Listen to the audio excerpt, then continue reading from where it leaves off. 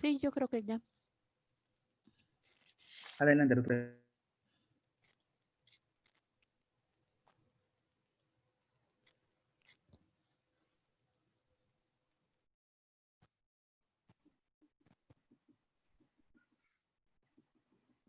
Bueno, están bienvenidas, bienvenidos, están entrando al panel. Gracias por estar acá. A ver, vamos, ya.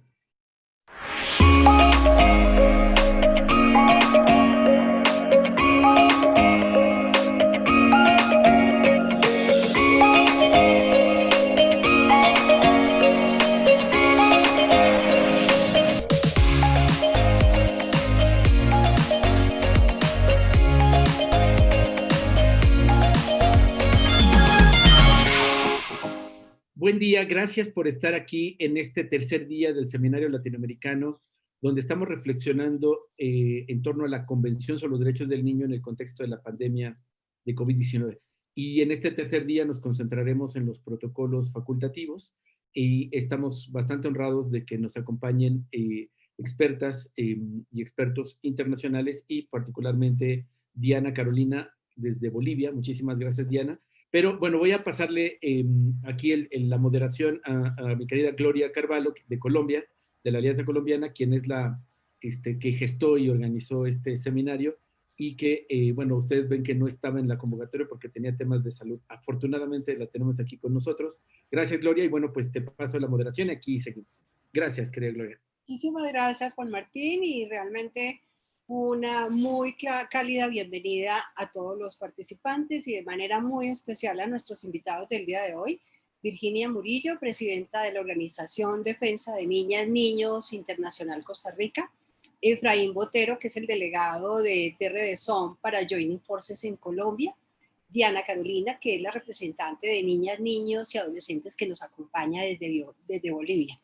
Les cuento además que vamos a tener hoy un video de un mensaje de Kristen Sandberg, que es exintegrante del Comité de Derechos de los Niños.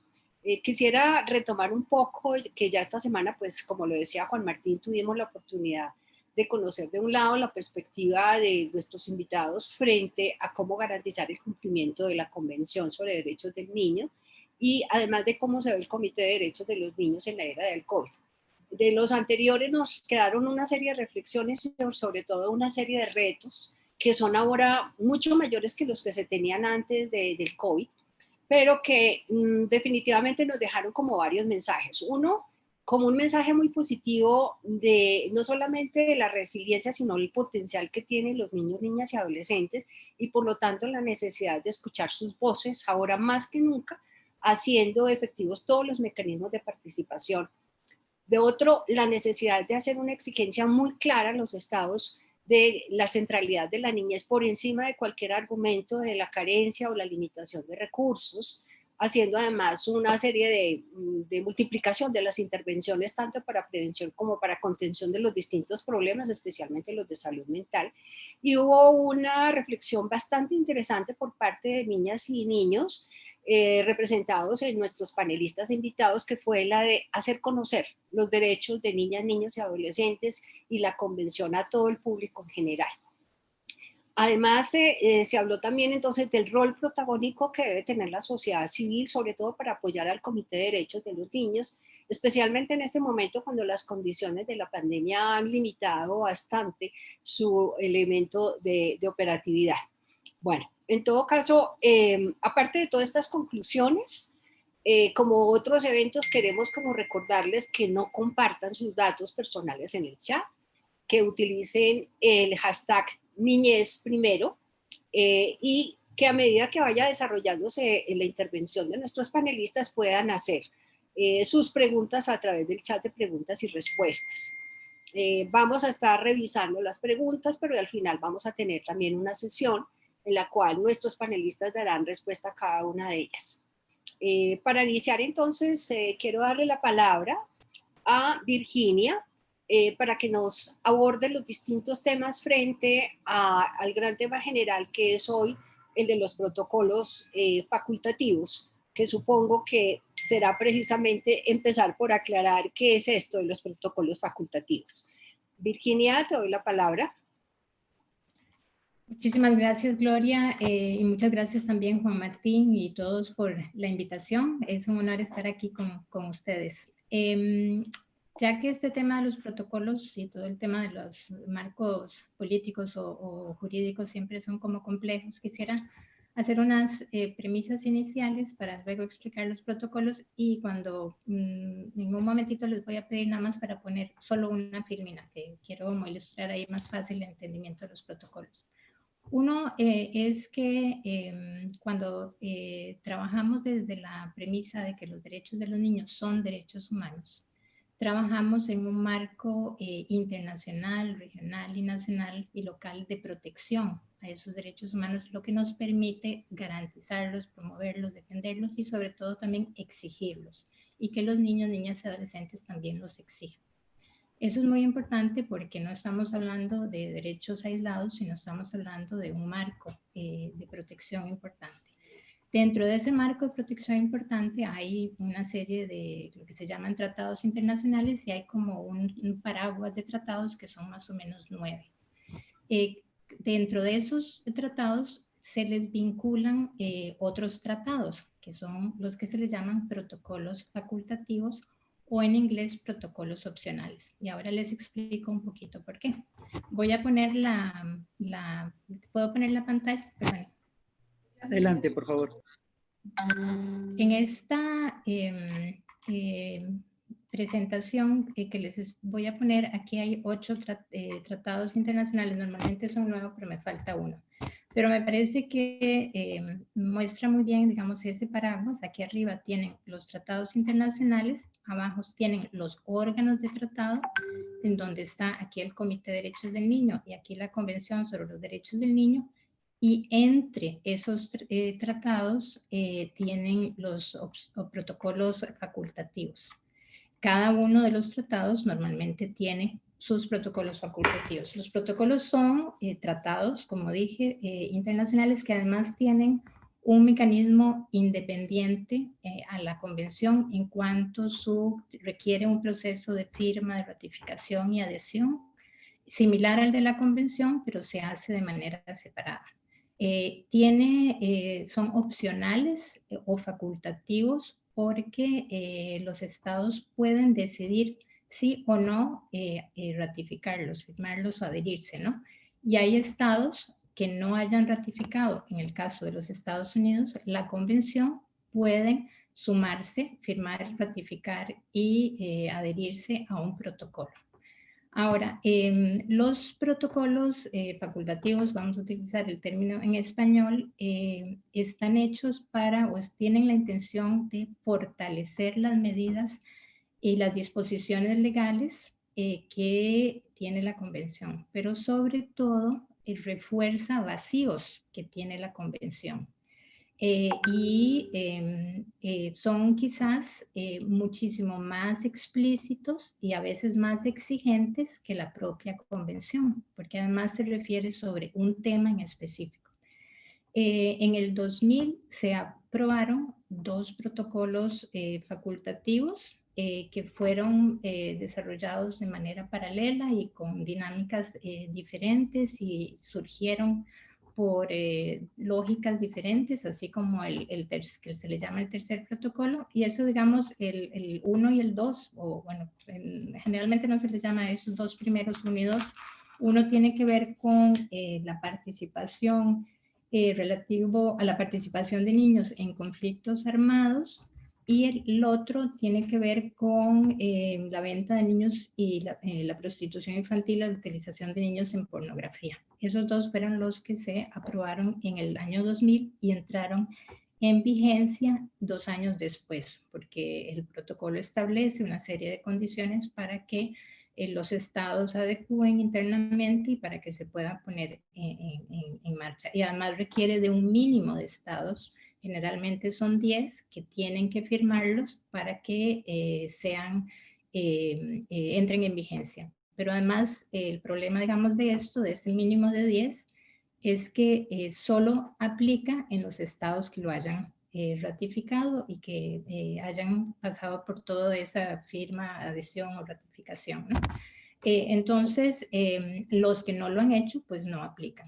Entonces, por eso es tan importante que se promueva la universalización de estos protocolos, de la ratificación, ¿verdad? Y la adhesión de estos protocolos para que sea vinculante. Entonces, son tratados internacionales vinculantes y que están en el marco, digamos, de la convención. Entonces, el protocolo facultativo que tiene que ver sobre la participación de niños en conflictos armados, brevemente, cuatro elementos interesantes a resaltar. Uno es que establece una edad mínima y define los 18 años como la edad mínima para el reclutamiento obligatorio. Y segundo es que exige a los estados para que hagan todo lo posible para evitar que los niños participen directamente en las hostilidades. Esto fue, paradójicamente, hay temas, digamos, que uno cuando trata de niños, niñas y adolescentes se extraña por qué tanto debate, pero tiene que ver que estados que tienen ejército o que tienen conflictos armados, tienen personas menores de edad, tenían personas menores de edad bajo una edad mucho menor, a los 18 años. Y entonces ha sido un logro el que se establezca una edad sobre los 18 años. Eso no quiere decir que los estados lo están cumpliendo. Y como dije, está el tema de que solo aquellos que lo ratifican y lo adhieren tienen que cumplirlo. Y los que no, no. Segundo, el otro elemento es el tema de la protección. Para que los niños, niñas y adolescentes que están vinculados y participan en conflictos armados y directamente en las hostilidades puedan tener asegurada la rehabilitación física, psicosocial, la reintegración social y que además se involucre la comunidad en la solución de esta integración social de los niños. En el caso del otro protocolo, que fue también, como dije, ratificado, adoptado por la Asamblea General en el 2000 y que también entró en vigencia en el 2002, digamos, el anterior que mencioné, parte de un vacío, digamos, y de una preocupación que tiene que ver sobre todo la edad tan baja que estaban participando los niños y la explotación y los riesgos que eso implica. En este otro protocolo, tiene que ver con ampliar lo que algunos artículos en la convención decían, sobre todo frente a la complejidad y a la gravedad de la violencia sexual y a las diferentes manifestaciones. Entonces, en el artículo 32, aunque si bien ese lo usamos más para lo que tiene que ver con explotación laboral, habla sobre explotación económica, y el 34 y el 35 de artículos de la Convención hablan de que los gobiernos, estados, deben proteger a los niños y niñas de todas formas de explotación y abusos sexuales. Luego habla que tienen que poner fin a la explotación y abusos sexuales en los niños, niñas y adolescentes. El protocolo habla de poner fin a la venta con objetivos sexuales y al trabajo forzoso, a las adopciones ilegales y a la venta de órganos, ¿no? Pero también tiene un aspecto interesante, es que tipifica delitos. Y entonces hay antes se llamaba prostitución infantil y ahora ya no es un término que no se utiliza, se habla más de explotación con fines sexuales. Y hace definiciones, lo cual en este tema, como en muchos otros, y en el momento desde el 2000 a hoy en día, eso ha ido variando, ha ido evolucionando y hay cambios, hay nuevas tipificaciones y hay formas diferentes de llamarlos para no revictimizar a las personas de la edad.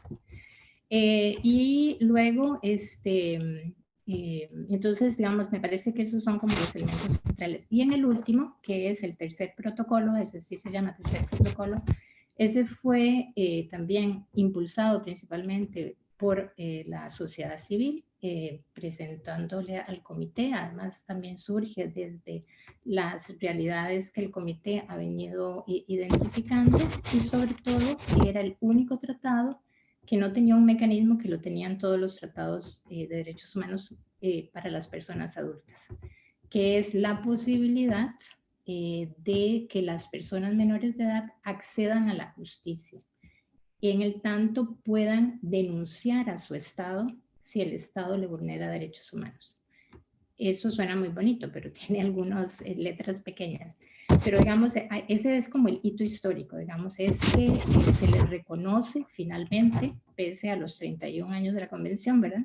Se les reconoce porque entró en vigencia en el 2011, en 2012 me parece, y fue adoptado en el 2010. Costa Rica fue el 10º país que lo ratificó para que entrara en vigencia. Tiene para mí tres elementos importantes y algunos puntos así de preocupación. Uno es que es que sitúa en el mismo nivel los derechos de los niños, niñas y adolescentes con los de los adultos y les da la posibilidad a los niños a denunciar a un Estado.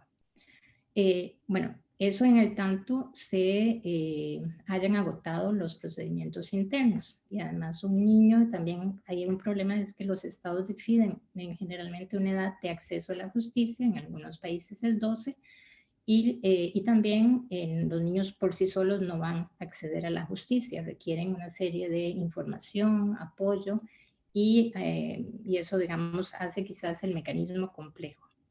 Y el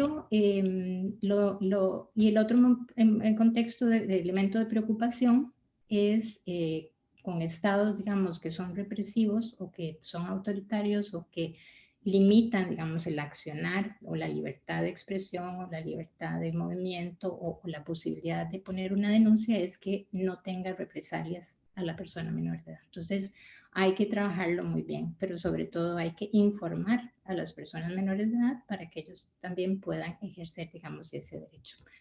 Yo creo que, no sé si me pasé el tiempo, pero me parece que quería un poco como hacer como esos acentos en esos tres protocolos y con mucho gusto después puedo complementar un poco más.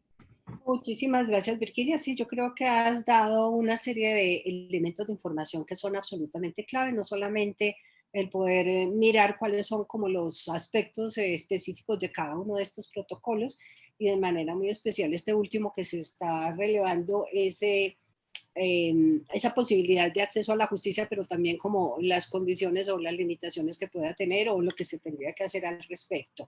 Bueno, quisiera darle la palabra ahora entonces a Efraín Botero, delegado de Somos para Joining Forces en Colombia. Adelante, Efraín, por favor. Muchas gracias, Gloria. Muchas gracias a Juan Martín, a Virginia, a Diana, a todos. Un saludo en nombre de TERDESOM, en nombre de esta alianza que es Joining Forces, que estamos sumando pues allí esfuerzos en esta lucha por los derechos de los niños y las niñas en América Latina. Bien, más que respuestas, yo quisiera más como plantear de pronto algunas inquietudes, algunos puntos de debate, de discusión en el día de hoy, alrededor pues de los protocolos que nos ha pues ya presentado de manera muy acertada, me parece a mí muy pedagógica, Virginia. Lo primero es que sería importante plantear la consideración de los protocolos como uno de los mecanismos vinculantes, además, por lo menos para los estados que lo ratifican, es una manera de hacer que la convención responda de alguna manera más actualizada y pertinente a realidades específicas que van emergiendo en la situación de derechos o de vulneraciones a los derechos de los niños y las niñas y los adolescentes. Tal como lo acaba de exponer Virginia, la convención surgió en el 89 y años después es que surgen, digamos, los protocolos, los primeros dos y luego el otro. En ese sentido, me gustaría plantear, digamos, de cómo sería también pertinente la posibilidad, considerar la posibilidad de los protocolos como mecanismos, digamos, que permitirían de alguna manera ir ayudando a que la convención no sea un instrumento estático, permanente en el tiempo, sino que permita a través de protocolos la respuesta a nuevas realidades que van emergiendo con un asunto positivo, y es sin perder lo ya ganado, digamos, en materia de derechos, en términos de que la convención, que ya está ratificada por la mayoría de estados, excepto Estados Unidos, se mantiene, y lo que hacen los protocolos es precisar y establecer nuevos compromisos respecto a otros temas. Y en ese sentido retomaría un poco también una conversación de esta semana, y es el rol que tiene la sociedad civil. Los protocolos son presentados por estados, son propuestos a la Asamblea General por parte de los estados, pero bien sabemos que la sociedad civil tiene un rol importante en la gestación, en la promoción, en la movilización de este tipo de instrumentos. Entonces, pongo eso en consideración porque me parece importante verificar, digamos, como esa realidad de una posibilidad de instrumentos que vayan respondiendo. Y lo digo porque en estos 30 años, obviamente, la realidad de los niños y las niñas en el mundo va enfrentando nuevos retos.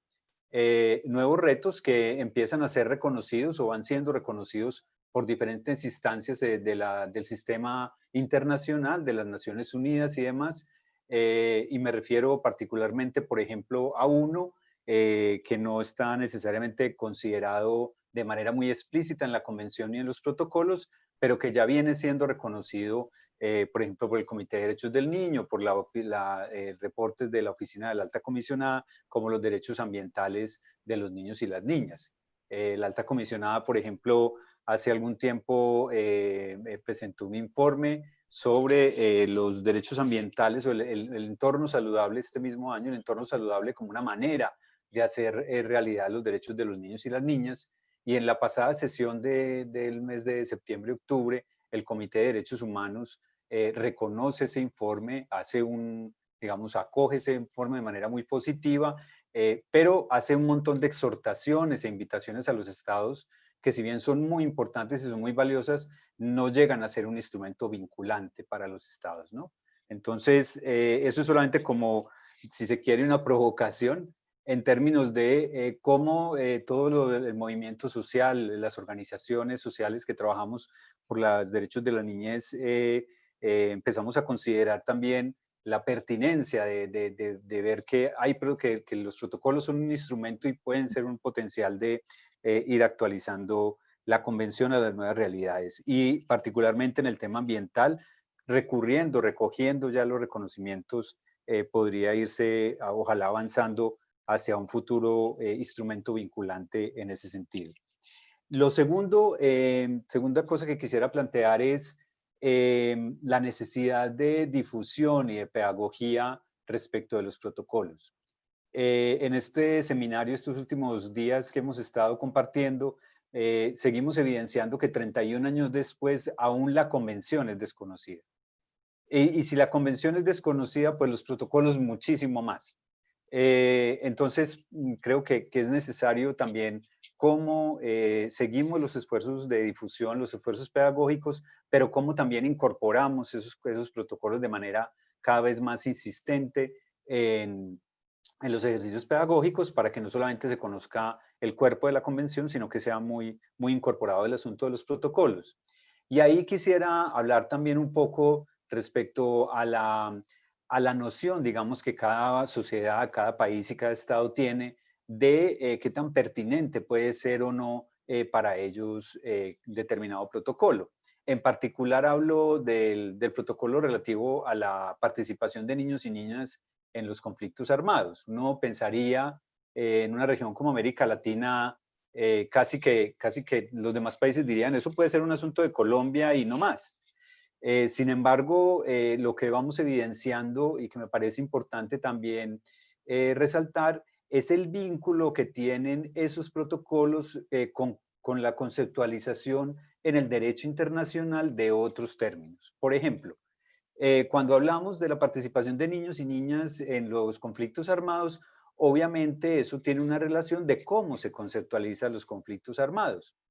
Y no podemos pensar que eso es un concepto estático, es decir, que cómo se concebía un conflicto armado hace 30 años, hace 31 años, no es la misma concepción que existe hoy.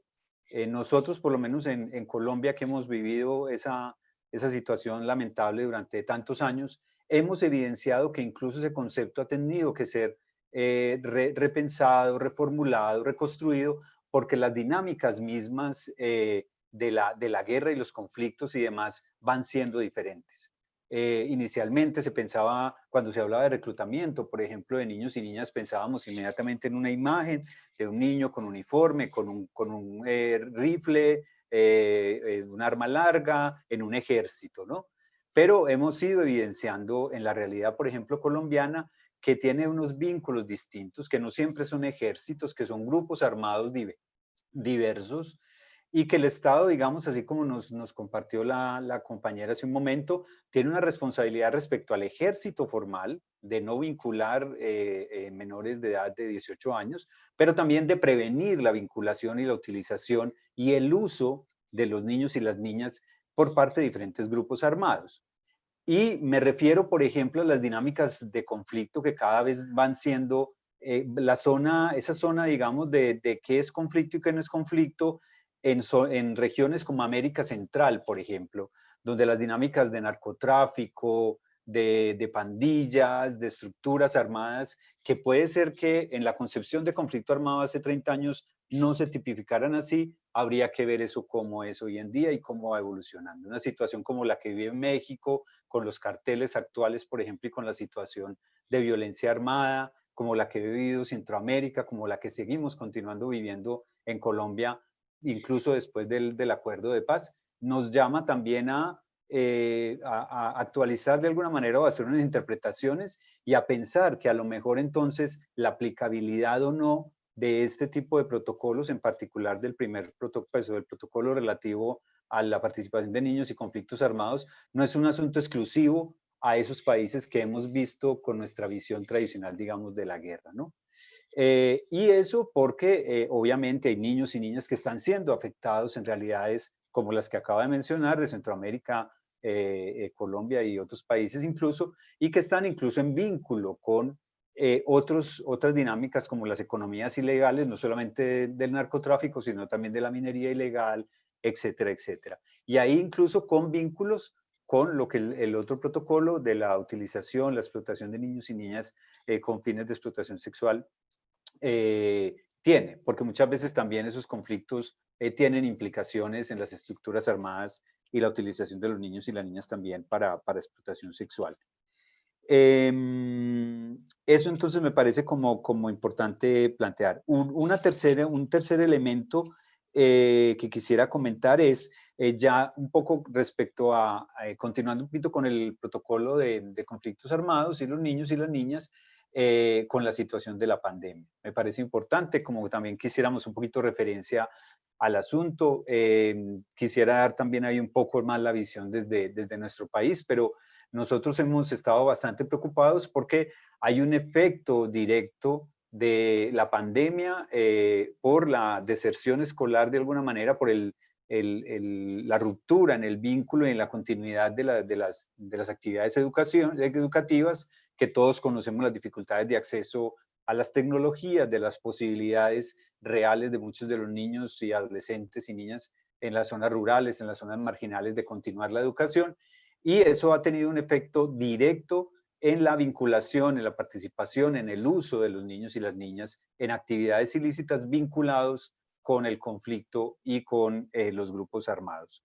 Ha habido un incremento significativo, los grupos armados no están en confinamiento, las dinámicas de las economías ilegales no se han confinado, no sé si estarán con tapabocas o no, pero siguen en sus actividades, siguen reclutando y utilizando niños y niñas en sus actividades y han intensificado eso con una mayor vulnerabilidad de los niños y las niñas, porque desde hace tiempo muchas de las organizaciones hemos venido trabajando fuertemente para fortalecer los entornos escolares y cualquier entorno educativo como un entorno protector, y eso lo ha roto la pandemia de alguna manera o lo ha fracturado por lo menos. Han habido esfuerzos grandísimos de parte de los docentes, de las organizaciones sociales de mantener, digamos, algún vínculo, alguna conexión, un seguimiento, pero obviamente la pandemia ha generado unos retos muy importantes en conservar los espacios protectores y se han perdido de alguna manera en gran parte para los niños y adolescentes, y eso ha conllevado a un aumento en el reclutamiento y la utilización, lo cual la Coalico, por ejemplo, en Colombia lo ha documentado también a pesar de las dificultades de documentación.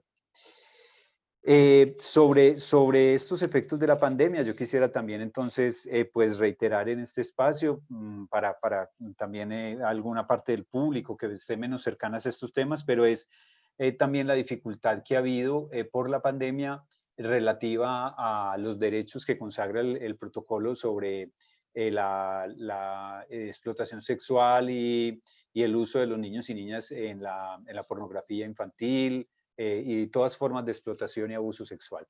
A nosotros nos preocupa de manera particular porque la pandemia también ha expuesto de manera mayor a las niñas y a los niños a un mayor tiempo frente a las redes, con mayores dificultades de acompañamiento por parte de los niños, perdón, de sus padres, madres o cuidadores, que no necesariamente tienen todo el tiempo disponible, las capacidades, las posibilidades a nivel tecnológico, etcétera, etcétera, para proteger a sus hijos y a sus hijas y acompañarlos. Y sabemos que hay un aumento en la exposición, un aumento en la vulnerabilidad de las niñas y los niños, digamos, hasta al contacto en las redes, y por lo tanto también, digamos, un aumento en los casos y en los riesgos de ese tipo de abusos, especialmente en el mundo virtual.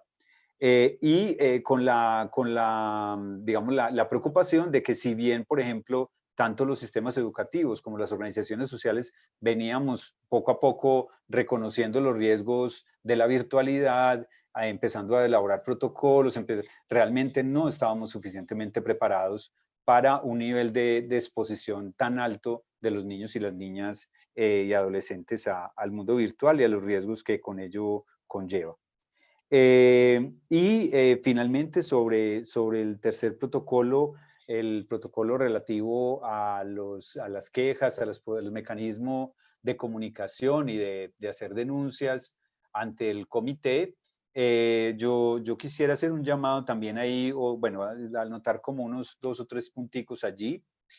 El primero es la importancia que para los niños, niñas y adolescentes tiene el asunto de la participación. Y me parece que la perspectiva que da el tercer protocolo es una perspectiva que lleva la participación a un nivel muy importante. Tal ya como nos compartió Virginia, es un nivel de una denuncia formal después de agotar todos los procedimientos nacionales. Yo comparto bastante la postura, digamos, de las dificultades que tiene el protocolo en la aplicación, además porque pasa por los mecanismos nacionales y no siempre incluso existen los mecanismos para las denuncias respecto a la vulneración de derechos, sobre todo con la actoría y el protagonismo de los niños y las niñas. Pero considero que es muy importante, digamos, ese vínculo que existe entre la participación y este protocolo, y reconozco y quisiera como hacer el llamado a escuchar de nuevo la voz que siempre escuchamos de los niños y adolescentes que valoran muchísimo el derecho a la participación, y eso como principio fundamental que está consagrado en la Convención. Y segundo, pues también el evidenciar, digamos, la dificultad que ha habido con el bajo nivel de ratificación de este tercer protocolo. Hasta el momento no llegamos a un 30% de los países que han ratificado. En el caso latinoamericano, por ejemplo, Colombia en particular no ha ratificado este protocolo y no vemos que haya unas perspectivas de ratificación. Y nos parece pues que es un asunto básico, digamos, de parte de los estados reconocer ese instrumento, adoptarlo, asumirlo y luego generar todos los procesos de implementación necesarios. Yo dejaría por ahí y bueno, también sí, luego seguimos la conversa. Muchísimas gracias, Efraín. Yo creo que has puntualizado varios aspectos realmente importantes. El tema de las nuevas realidades, esas realidades que demandan incluso nuevos protocolos como el de la parte de protección ambiental, el factor también pedagógico y la necesidad también de los cambios que se requieren también en los conceptos mismos con los que se están manejando los protocolos. El tema que acabas de denunciar de esa bajo nivel de ratificación, que es otro elemento que vale la pena tenerlo en cuenta, incluso ahorita más tarde, para generar como algunas observaciones por parte de ustedes. Bueno, quisiera en este momento que pasáramos a escuchar el videomensaje de la exintegrante del Comité de Derechos de los Niños, Kristen Sandberg. Por favor, Christopher, ¿nos colaboras con la presentación del video?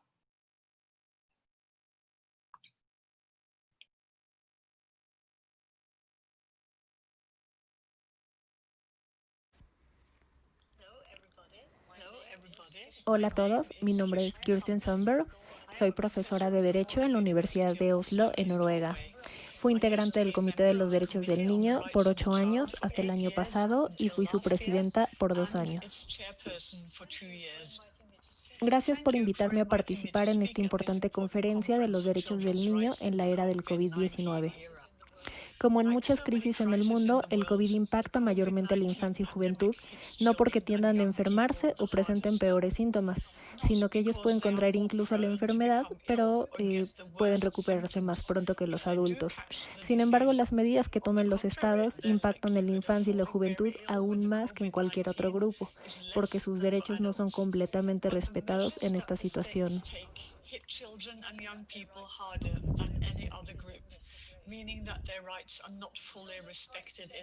El derecho de los niños a la educación es quizás el derecho más visible por la presión.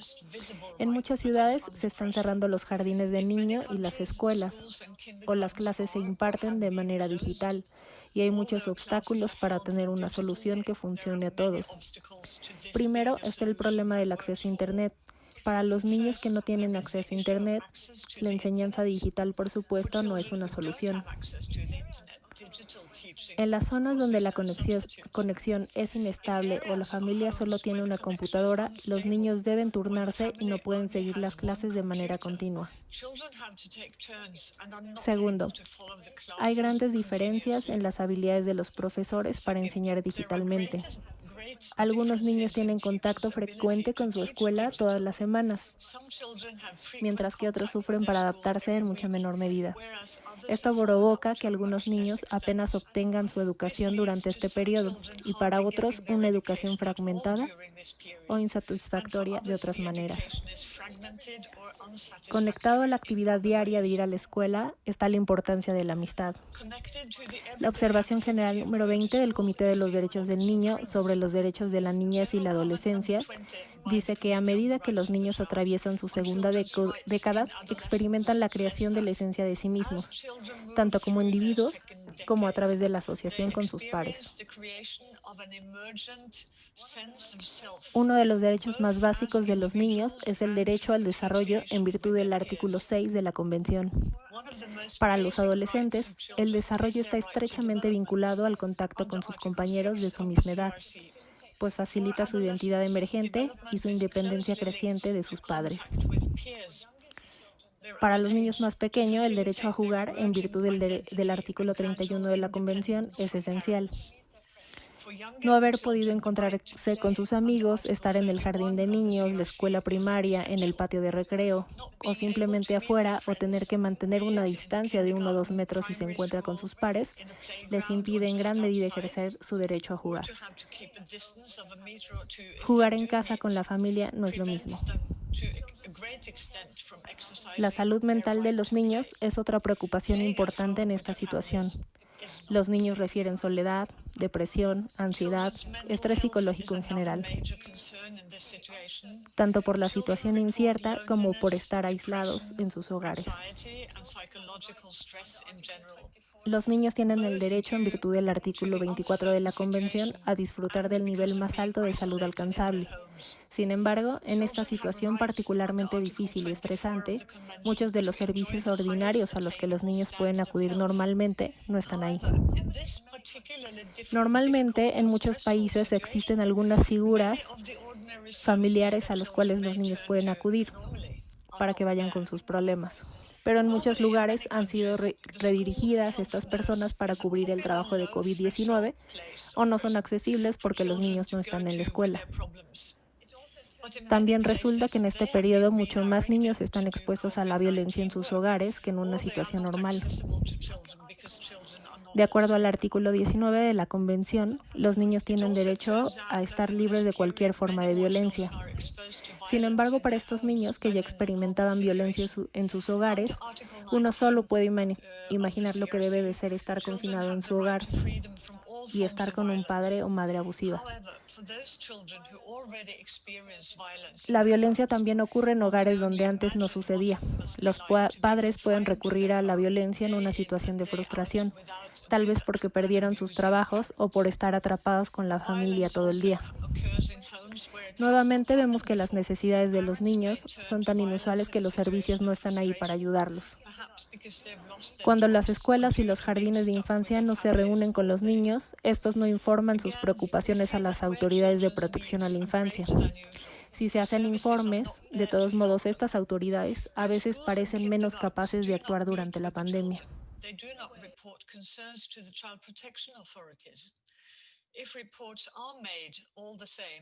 Those authorities sometimes seem less able to act during the pandemic.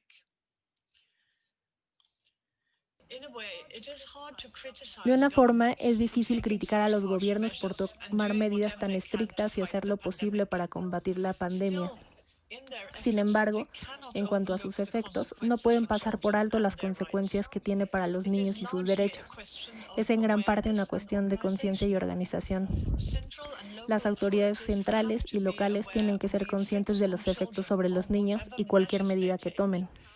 Deben tomarlos en cuenta y buscar posibilidades de hacer las cosas de manera diferente para apelar a los derechos de los niños y las niñas. A menudo se trata de organizar las cosas de manera diferente para evitar dañar a la infancia, tanto como sea posible en esta situación. No menos importante, realmente me gustaría enfatizar que los niños deben ser consultados para aportar sus experiencias, ideas, puntos de vista, medidas y soluciones en esta difícil situación. Gracias.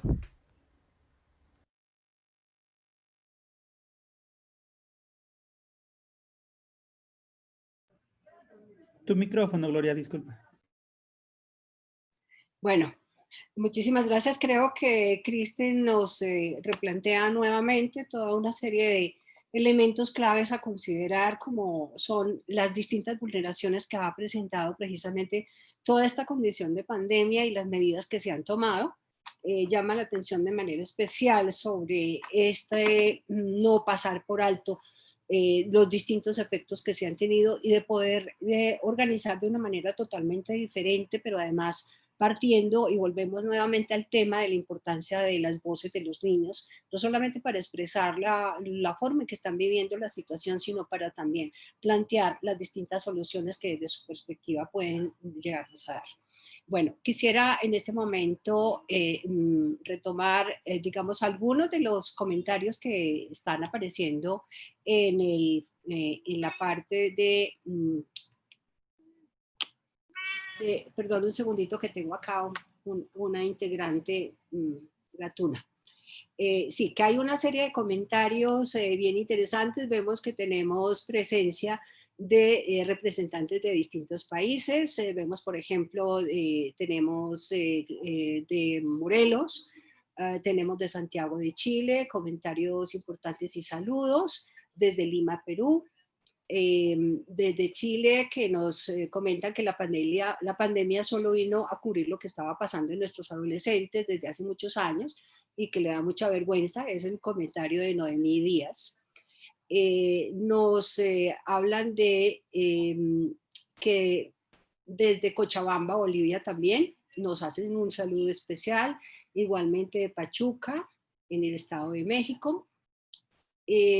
Nos plantea Georgina Luna, que es muy interesante el tema, la visualización de los derechos del niño tendría que ser considerado como un eje para la correcta ejecución de las políticas públicas. El apoyo de la sociedad civil es un sector que tiene una participación que impacta y que habría que trabajar en conjunto con el Estado. Igualmente nos saludan también de Panamá, de Luis de Potosí, de otros lugares, Huánuco, perdón, y de distintos lugares. Bueno, quisiera darle ahora entonces la palabra, una intervención bien importante, que es la representación de nuestras niñas, niños y adolescentes, a Diana, para que nos plantee su perspectiva frente al tema del día de hoy. Adelante, Diana. Primeramente, muy buenos días a todos y todas y todes. Mi nombre es Diana y en esta ocasión voy a hablarles sobre los protocolos facultativos de la Convención sobre los Derechos del Niño.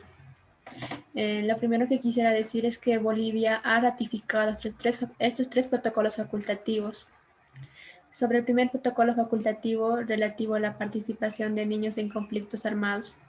En Bolivia, la edad del reclutamiento para el servicio militar obligatorio bajó a los 17 años, porque antes era desde los 18, pero ahora es desde los 17 y a los 22 años máximo. Para los jóvenes que tengan institución militar durante un año en los cuarteles. El artículo 2 del primer protocolo dice que los menores de 18 años no deben de ser reclutados obligatoriamente, pero en Bolivia el reclutamiento es desde los 17 años hasta los 22 años. Este protocolo no se estaría aplicando totalmente, sino que se está vulnerando y considero que no debería de ser así. También hay el servicio premilitar voluntario para adolescentes de 16 y 17 años que estén en el quinto o sexto de secundaria. Con la premilitar, los adolescentes reciben instrucciones de militar con los fines de semana. En Bolivia no hay conflictos armados, pero si hubiera, estos adolescentes tendrían que ir obligatoriamente a participar y su derecho, este protocolo ya se estaría vulnerando. Pero lo que más nos preocupa es que en el servicio militar los chicos aprenden a ser más machistas y más violentos. Lo que nos hace mucha falta en Bolivia y también en otros países es que se proteja a los niños y a las niñas y adolescentes en conflictos sociales o en golpes de Estado. Porque cuando ocurren estas cosas, los niños y las niñas también participamos activamente en estos conflictos y en algunas ocasiones salimos lesionados o lastimados o también detenidos con traumas, daños psicológicos, daños integrales. Por ejemplo, el año pasado muchas de mis compañeras participaron activamente en los conflictos sociales. En esta ocasión sería en el golpe de Estado que hubo en Bolivia y pues las gasificaron y salieron totalmente traumadas. Me dijeron que jamás iban a olvidar esta experiencia horrible. Después, sobre el segundo protocolo facultativo relativo a la venta de niños, la prostitución infantil y la utilización de niños en la pornografía. El segundo protocolo es muy vulnerado en Bolivia. Este año hubo muchas niñas y niños que desaparecieron, que fueron víctimas de la trata. En diferentes maneras, no sabemos con qué propósitos. Algunas niñas fueron captadas a través de su teléfono, a través de su número de celular. Las llamaban y les decían que eran de alguna línea telefónica, pero no era así. Una vez que contestaban esta llamada, ya sabían los tratantes su ubicación exacta de su celular de la víctima. Hay muchas niñas y muchos niños que están en cuarentena. Les tocó vivir con su agresor y su agresora y no podían denunciar por diferentes razones. Por ejemplo, la cuarentena obligatoria para los menores de 18 años, el no tener recursos económicos suficientes. También estaban amenazadas, no saben dónde o cómo denunciar o cómo ponerle un alto a su agresor o agresora. Para muchas niñas y para muchos niños, la cuarentena fue la peor etapa de su vida. Para muchas niñas y niños fueron víctimas de la trata infantil, prostitución infantil o pornografía infantil. Generalmente no se hace justicia a veces cuando llega a ocurrir estas cosas. Realizan una investigación, o algunas veces no les hacen caso y ni siquiera empiezan con una investigación. Algunas veces solo lo dejan a medias y no llegan al punto final. O en algunas ocasiones prefieren culpar a las víctimas menores de edad, las ponen como ella fue la culpable y no buscan al verdadero agresor o agresora. La mayoría de las niñas y de los pero bien inseguras en todos los lugares y en todo momento. Tenemos miedo a las redes sociales, al gobierno, a nuestra familia y a la población. Sobre el tercer protocolo facultativo relativo al procedimiento de comunicación. La mayoría de los niños y de las niñas desconocen la existencia de este protocolo. A mí me explicaron y me dijeron hace muy poco la existencia de estos protocolos.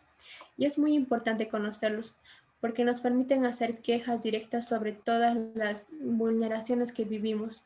Lamentablemente el gobierno boliviano no hace nada para que los niños y las niñas conozcan estos tres protocolos facultativos.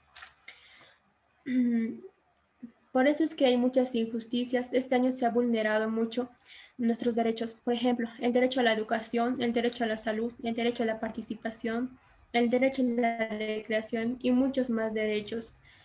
Este año el gobierno boliviano se ha preocupado muy poco de la niñez. En muy pocas ocasiones el gobierno pensó en nuestro bienestar.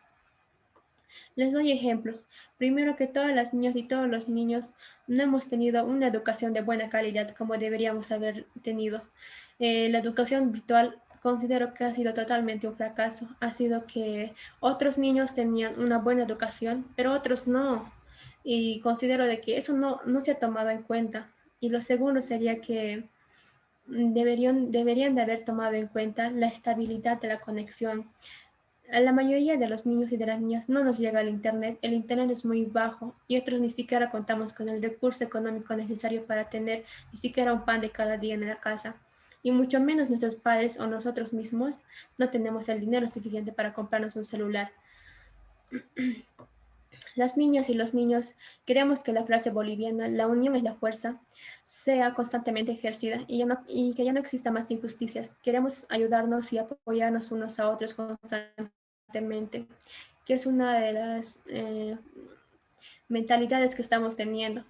La mayoría de los niños y de las niñas somos empáticos, nos ponemos en los zapatos de los que tienen menos y sabemos también, y en algunas ocasiones también nos ha tocado vivir esto, cuál difícil es ser una persona humilde o pobre, no tener con los recursos económicos necesarios y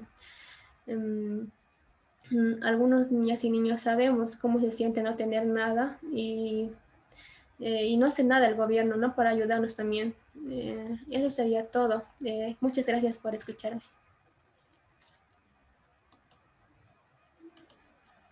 Muchísimas gracias, Diana, por aportarnos tu perspectiva y mostrarnos en buena parte la situación de vulneración de derechos que han estado viviendo, pero además ese gran llamado que estás haciendo también a considerar el que el Estado o el gobierno en particular no ha atendido este tipo de vulneraciones de manera adecuada.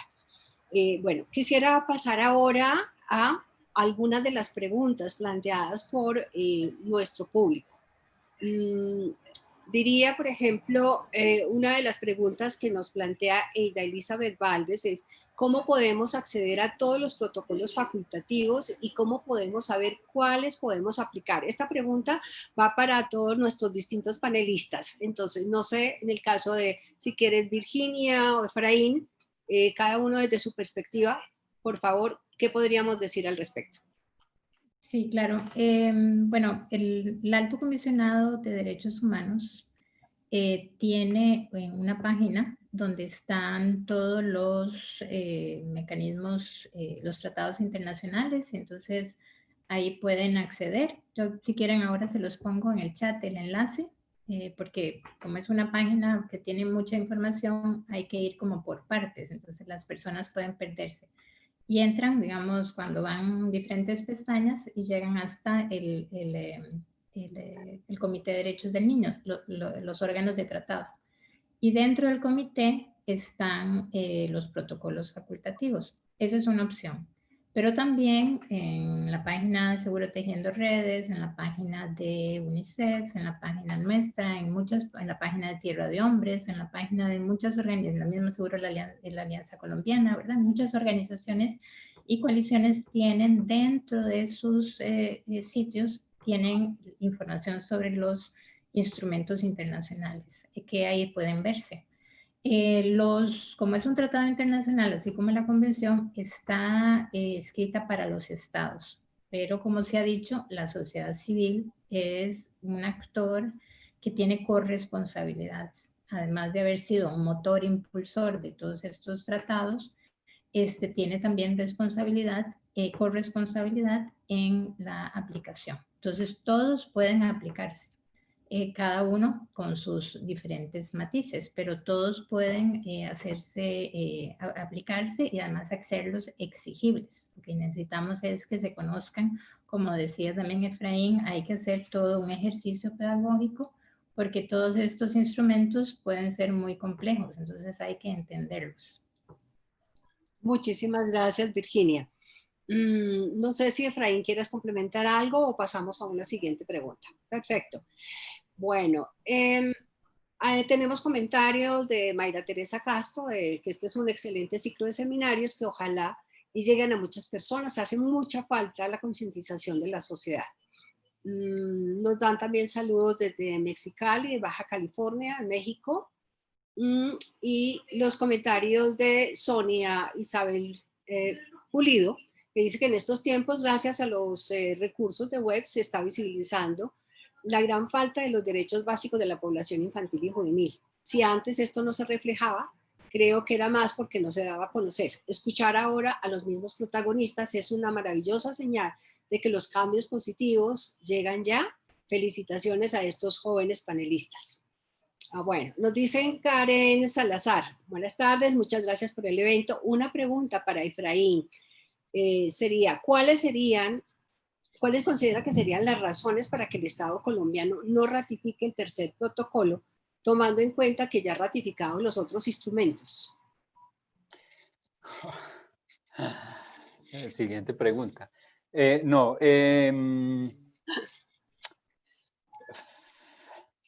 Realmente yo creo que ha sido un tema, incluso Gloria yo creo que puede ser más autorizada en este asunto que yo, pero yo me atrevería a decir que hay un tema de priorización, digamos, de la agenda de la niñez en Colombia. Creo que y en general, digamos, de la priorización también de la lucha por los derechos y la implementación de la agenda de derechos de los niños y las niñas. Efectivamente, ha habido un trabajo de la sociedad civil con el Estado colombiano y realmente no ha sido fácil cómo ir definiendo las prioridades de la agenda, digamos, de construcción del marco de derechos a nivel nacional y luego ir logrando eso. Para darles una idea, por ejemplo, Brasil, la convención sabemos que es del 89 y Brasil, el Estatuto de Niñez de Brasil ajustaba a la convención es de 1990, es decir, un año después de la convención. Nuestro Código de Infancia y Adolescencia ajustaba a la convención es del 2006, es decir, 16, 17 años después de la convención.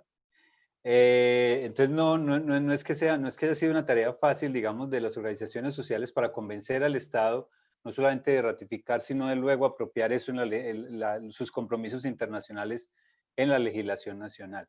Entonces yo creo que tiene que ver con las prioridades de la agenda, digamos, de concertación entre la sociedad civil y el Estado, y obviamente de la voluntad del Estado, de los gobiernos, digamos, que van representando ahí en el Estado para asumir esos compromisos, entre otras cosas porque los compromisos internacionales han empezado de alguna manera a significar unas presiones específicas y verdaderas en otras materias, en materia, por ejemplo, de cumplimiento de derechos humanos, y frente a eso cada vez el Estado es más cuidadoso de asumir esos compromisos, en tanto sabe que le toca responder realmente. Entonces ahí a veces no hay tanta voluntad para hacerlo.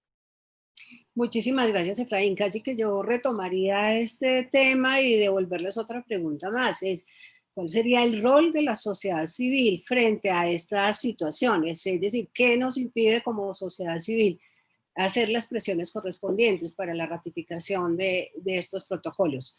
Devuelvo la pregunta, por ejemplo, a Virginia y al mismo Efraín. Bueno, yo creo que También hay que entender un poco, y eso tal vez es una opinión personal con respecto al por qué los estados no ratifican, porque también hay que saber un poco los juegos y las movidas políticas que hay detrás de todo esto, porque aquí no hay nada de inocente, ¿no? Entonces, por un lado, yo creo que los comités o los órganos de tratado, que son como los comités, como el Comité de Derechos de Niños, está conformado por expertos independientes que hacen recomendaciones en los diálogos con los estados, aunque se llama examen de verificación, digamos, es un diálogo en donde hacen recomendaciones, pero que a los estados algunas recomendaciones les han incomodado, en el tanto también la sociedad civil las ha puesto en evidencia, digamos, no pasan desapercibidos porque la sociedad y los niños, niñas y adolescentes, que además ahora son partícipes, son protagonistas de estos exámenes, de estas revisiones, también están diciéndole a los estados lo que están fallando, ¿verdad? Entonces, las recomendaciones no quedan en letra muerta. Eso ha incomodado y se han creado o han ido tomando en relevancia otros mecanismos como es el EPO, que es el examen periódico universal. Eso no son expertos independientes que verifican, sino son los mismos gobiernos que le dicen a un estado cuáles son los vacíos que tienen que reforzar. Ese mecanismo directo los estados prefieren. Eso es un escenario importante a tomar en consideración por las recomendaciones como los estados lo están percibiendo. Pues ahí tenemos que ser muy inteligentes en el cómo también nosotros entendemos las recomendaciones y trabajamos las recomendaciones y trabajamos también de la mano con los niños, niñas y adolescentes. El otro tema es con los protocolos, digamos, algunos que tienen más baja, antes decía, digamos, los protocolos pueden tener medidas más fuertes que la misma convención. La convención está escrita en términos muy, a veces coloquiales y son muy generales. Ya se ha tenido que, los países han tenido que transformar su marco político y jurídico y para poder adecuarlo a su realidad. Pero los protocolos apuntan y exigen, por eso también a veces no lo ratifican, por lo que implica ratificarlo, porque es obligatorio e implica hacer una serie de cambios. Por ejemplo, Diana decía, que es muy importante lo que decía, cómo es que Bolivia, si aprobó, ratificó el protocolo, tiene una edad bajo la edad que dice el protocolo. Aquí también hay otro tema que hay que aprender desde la sociedad civil y los niños, niñas y adolescentes a leer, que es que cuando se ratifica un tratado internacional, sea con convención o sea un protocolo, los estados pueden decir, yo lo ratifico con excepciones, y hay que leerse esas excepciones. Si uno ve, por ejemplo, la Convención para la Discriminación de la Mujer, y si uno lee lo que han dicho los estados latinoamericanos con respecto a las excepciones, uno dice, con razón la mujer ocupa ese lugar que ocupa en la región, ¿no? Porque son unas barbaridades. Y lo que han dicho también en tema de niñez y adolescencia. Pero esas excepciones que además tienen, no es que simplemente dicen, yo no lo ratifico porque mi marco doméstico no está en ese momento de ratificación, no está acorde a lo que se dice. Pero eso tiene un tiempo determinado y habría que ver en el caso de Bolivia. Tiene un tiempo determinado que se les da a los estados para que procedan a cambiar ese marco doméstico. Entonces, si no lo han hecho, ahí tienen una acción de exigibilidad y de cambio interesante para hacerlo, porque no puede ser inconsistente. Entonces, y por el otro tercer elemento es lo que los estados han visto al tercer protocolo, por ejemplo, en donde los niños y niñas y adolescentes, bueno, digo, más que todo son la mayoría, bueno, habría que ver todos los estados, pero muchos han definido como la edad 12 de acceso a la justicia, ¿verdad? Es un mecanismo de participación, pero también yo creo que tiene que tener, hay que trabajarlo. El acceso a la justicia no es solo la justicia penal, sino también tiene que ver a la protección social y a la protección integral. Pero tiene que ver con ese papel, digamos, ya les molesta que un adulto o una organización los denuncie mucho más que los denuncie una persona menor de edad. Eso les incomoda. Pero también el otro elemento es que cuando se denuncia a una instancia como el Comité de Derechos del Niño, digamos que el comité se convierte como en un juez, un juzgado internacional. Y ese papel, siendo expertos independientes, les incomoda muchísimo. Entonces, a esos dos elementos, digamos, de tensión, bueno, además lo que piensan algunos del comité, digamos, pero que tienen que denunciarse, porque es el mismo mecanismo que utiliza que la Comisión Interamericana de Derechos Humanos. Recibe, verifica que es un caso que se acepta bajo todo un reglamento que tiene, y posteriormente envía una nota al Estado consultando si lo que sucede es correcto, y tiene que presentar.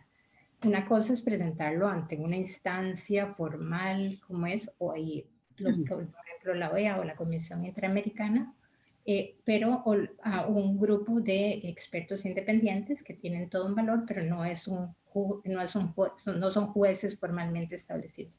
Eso es otro elemento que yo creo que también está haciendo que los estados no quieran ratificar el tercer protocolo. Pero y en todo eso me parece que es necesario saberlo para saber cómo actuar y mover, pero hay que saber leer lo que hay detrás. Perfecto, muchísimas gracias, Virginia. Bueno, tenemos otra pregunta y es, ¿consideran que son eficaces a largo plazo los programas y proyectos enfocados en la prevención del reclutamiento infantil? No sé si, Efraín, quisieras tú contestar esta pregunta inicialmente.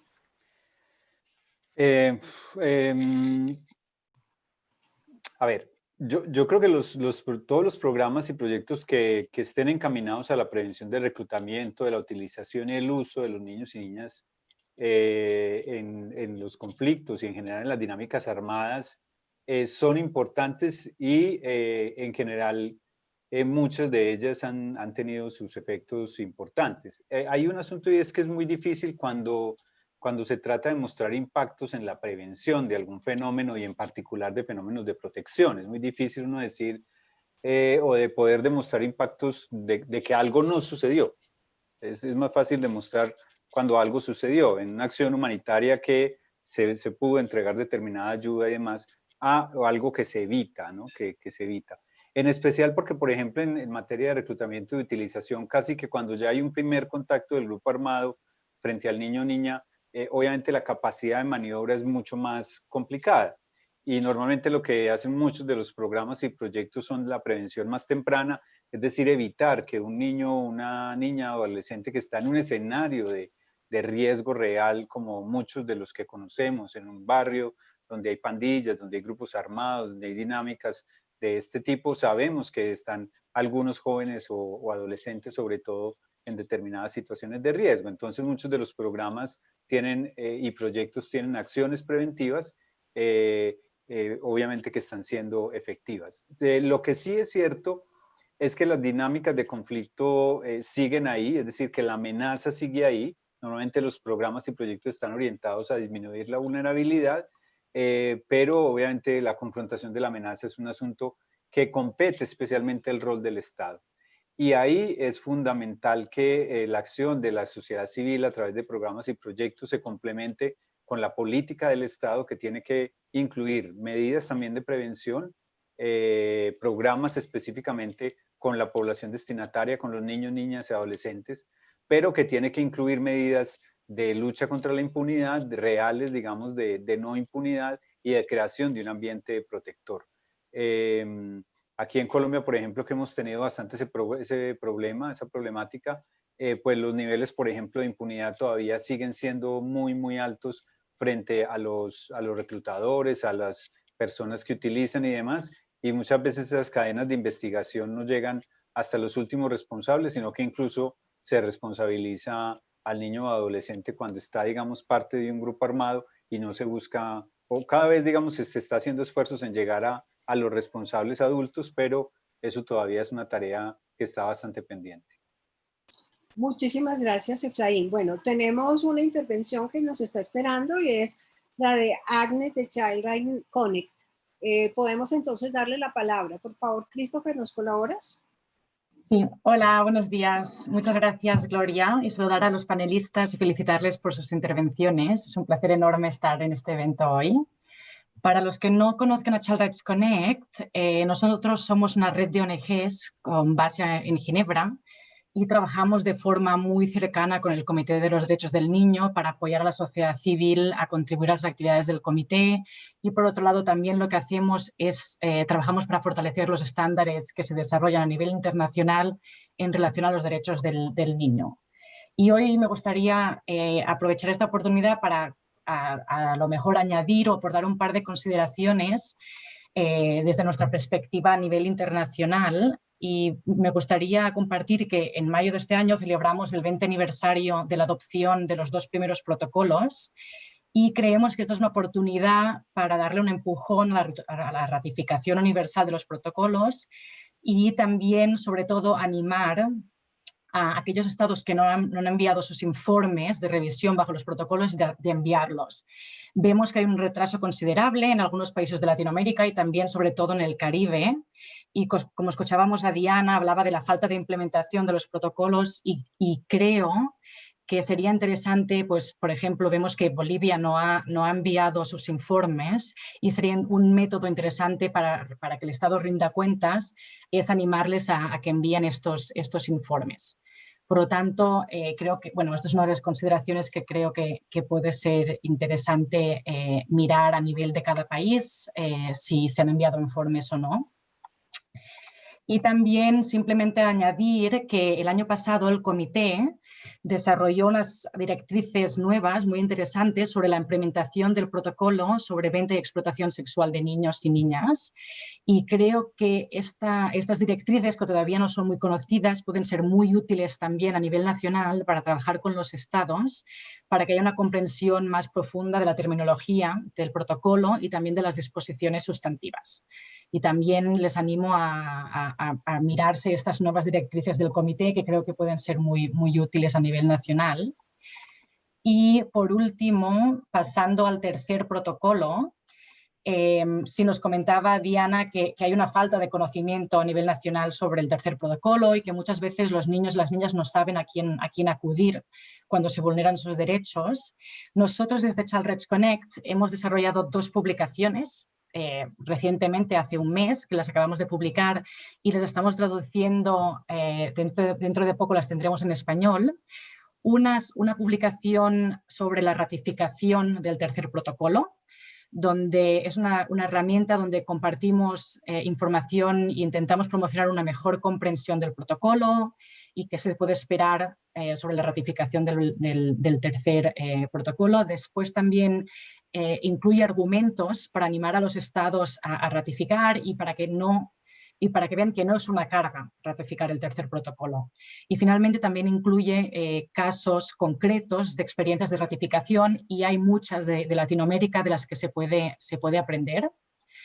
Y también añadir que la otra publicación que hemos desarrollado es un paquete informativo sobre qué es el tercer protocolo y cómo se puede utilizar a nivel nacional, y creemos que este paquete informativo puede ser súper útil tanto para niños y niñas y adolescentes como para la sociedad civil y que puede ser también una herramienta muy útil para dar a conocer mucho más el tercer protocolo a nivel nacional. Estas son unas de las consideraciones que quería añadir desde nuestra perspectiva internacional, pero también me gustaría aprovechar para preguntarles a los panelistas cómo ven que se podría reforzar el intercambio de buenas prácticas dentro de la región para apoyarse entre países para impulsar la ratificación de los protocolos, y cómo ven que se podría impulsar esta idea de compartir buenas prácticas entre los distintos países de la región. Y esto sería todo de mi parte y muchas gracias de nuevo por la oportunidad de hacer esta pequeña intervención. No, yo creo que excelente, Agnes. Nos has dado una cantidad de elementos que nos ponen también a pensar frente a una serie de acciones y de desafíos que tenemos, insisto, como sociedad civil también. Entonces, dejo la palabra a nuestros panelistas, a Virginia, a Efraín y a Diana. Si me permites, Gloria, sobre la pregunta que pone Agnes, muchas gracias, Agnes, también por tus aportes. Nos aprendemos también mucho de todos. Todas.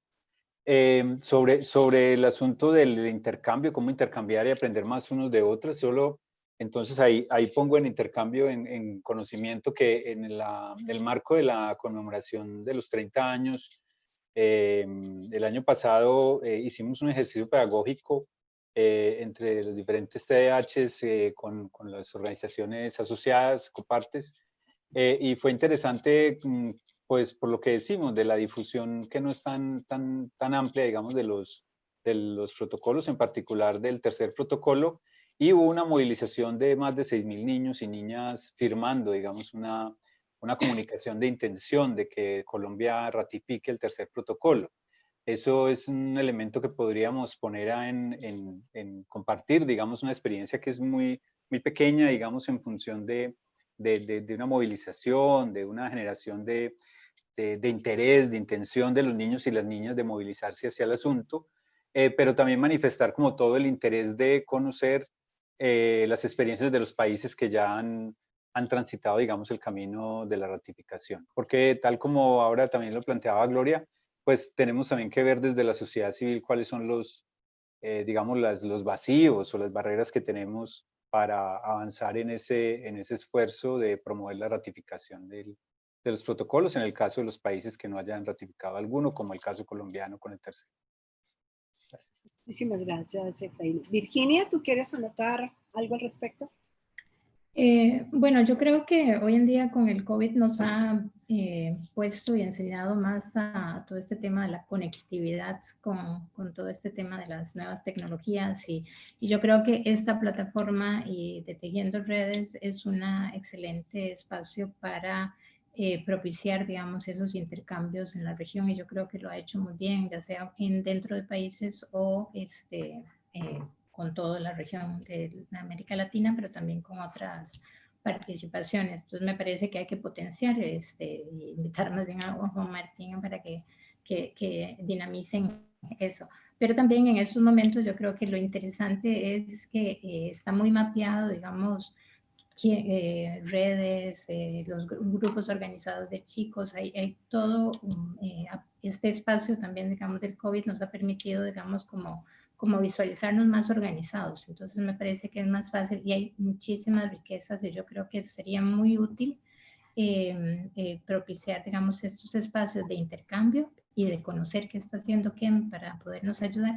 Pero yo quería ir reforzar el elemento que ha venido diciendo Efraín y la pregunta que le dijeron con respecto a la necesidad de hacer prevención. Y me parece, y ahí quería vincular un poco el qué tenemos que hacer desde las organizaciones, me parece que a la convención y los protocolos no debemos verlos solo como marcos, digamos, de control o de normativo, sino tenemos que rescatar ese aspecto preventivo que se requiere para poder no llegar a utilizarlo, sino crear las condiciones y transformar los contextos adversos para que se dé. Pero también, por ejemplo, en estados en donde no hay ejército, en el caso del protocolo de la participación de niños en conflictos armados, los estados no pueden simplemente pasar por alto, están obligados a decir qué acciones preventivas están haciendo para que esa situación no llegue a darse. Digamos, si pongo el caso de Costa Rica. Costa Rica hoy en día es otro país, se ha transformado de una manera para menos, digamos, y situaciones que jamás pensaba que tuvieran están sucediendo, ¿verdad? Entonces, y así puede pasar en cualquier estado, ¿verdad? En cualquier país, digamos, las acciones preventivas acompañadas con inversión social son necesarias y estos protocolos nos dan la plataforma no solo para controlar, para proteger, sino también para prevenir. Muchísimas gracias, Virginia. Bueno, Diana, ¿tú quieres aportar a esta pregunta? Sí, por supuesto. Considero que bueno, lo primero que tuviera que hacer toda la sociedad civil y todos los niños, niñas y también el gobierno es que se promocionen los derechos, los protocolos que los niños gozamos. Hay muchos niños y niñas bolivianos que no conocen ni siquiera ni un derecho y es que nosotros no conocemos o estos niños no conocen, no es porque no quieran, sino es que porque no les llega la información, nadie les comenta de sus derechos y considero de que debería de haber una promoción de estos derechos y también de los protocolos. Por ejemplo, yo como niña parte de la sociedad, les comento siempre a los niños y a las niñas sobre los derechos que tenemos y qué tenemos que hacer si nuestros derechos se vulneran. Entonces, esa sería la acción más principal, de que todas y todos corramos la voz de que sí hay derechos, sí hay convención, de que sí hay protocolos para que más niños y niñas no se vulneren sus derechos y que tengan una vida, por así decirlo, feliz. Eso sería todo. Gracias. Muchísimas gracias, Diana. Bueno, creo que ya vamos como llegando a nuestro final. Quisiera solicitarle a cada uno de nuestros panelistas que de manera muy breve plantearan una conclusión frente al tema que se abordaba en el día de hoy. Entonces, te doy la palabra, Virginia. ¿Cuál sería tu mensaje de cierre? Bueno, a ver, a veces nos sofocamos, por decirlo así, ante las situaciones tan dramáticas que estamos viendo día con día y que están afectando a tantos niños, niñas y adolescentes, a sus familias, ¿no? Este contexto actual, como se dijo antes, ha aflorado y ha puesto en evidencia que estábamos mal, ¿no? Sin embargo, me parece que tenemos también, además de toda esta fuerza maravillosa de actores y de espacios posibles para repensar y reflexionar y revisar cosas, tenemos todo ese marco normativo internacional que nos posibilita lo que dije antes, transformar y pensar en que podemos construir nuevas sociedades diferentes. Y entonces creo que con ese mensaje más esperanzador quiero simplemente cerrar. Perfecto, gracias, Virginia. Creo que nos das muchos ánimos, además de toda la información que nos has proporcionado también sobre los protocolos. Efraín, ¿cuál sería? Bueno, gracias.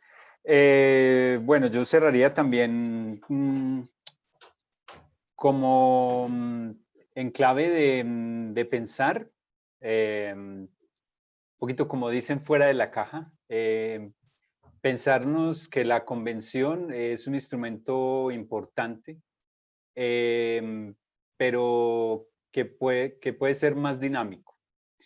Y que los protocolos o la existencia de un instrumento como un protocolo, como que nos quede hoy esa idea, ¿no?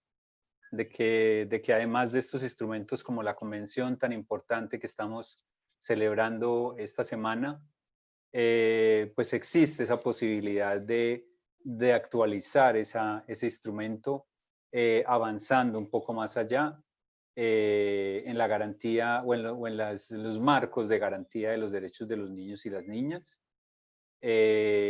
y en particular de reconocer las realidades que van emergiendo. Eso sería como un primer mensaje.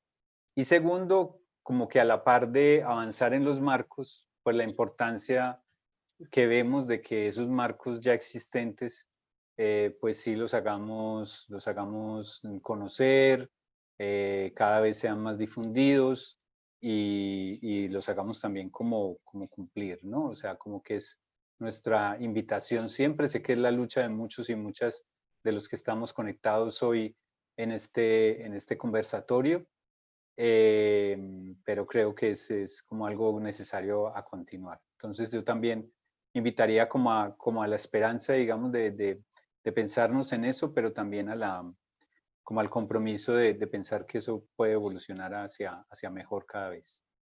Perfecto, muchísimas gracias, Efraín. Bueno, te doy la palabra nuevamente, Diana, para tu conclusión de cierre. Gracias.